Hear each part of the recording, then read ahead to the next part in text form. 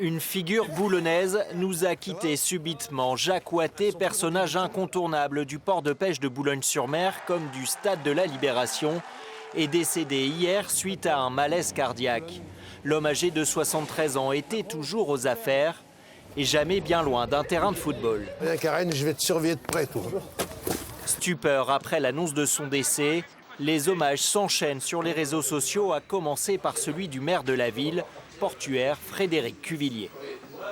J'ai toujours eu à apprécier la franchise de ses propos, ses positions parfois abruptes, qui marquaient l'ambition qu'il portait dans ses projets économiques ou sportifs pour notre port et notre ville, car il était de tous les instants un défenseur de Boulogne.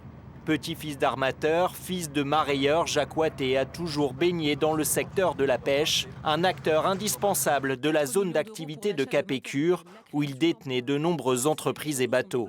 Alors quand le port de Boulogne s'affiche sur le maillot du club de foot local, ce n'est pas un hasard. Premier ambassadeur du port de pêche, aujourd'hui, c'est le club de football, parce que c'est ce qui est le plus médiatisé, donc forcément que ça a des retombées, j'espère, positives pour Boulogne. Car Jacques Ouatté était avant tout un passionné de football. En 1994, il sauve le club du dépôt de bilan.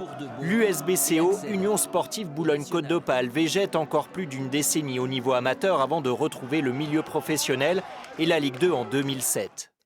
Il y a un peu de stress avant ce match important. S'il n'y avait pas de stress, il n'y aurait pas de passion. Un fou de ballon rond qui ne cache pas ses ambitions. Quand on est des compétiteurs, on veut toujours aller plus haut. On va déjà essayer de bien se stabiliser en Ligue 2, puis après on aura forcément un jour ou l'autre envie d'aller plus haut. 2 ans plus tard, il touche le Graal avec une montée historique en Ligue 1, son fait d'armes footballistique.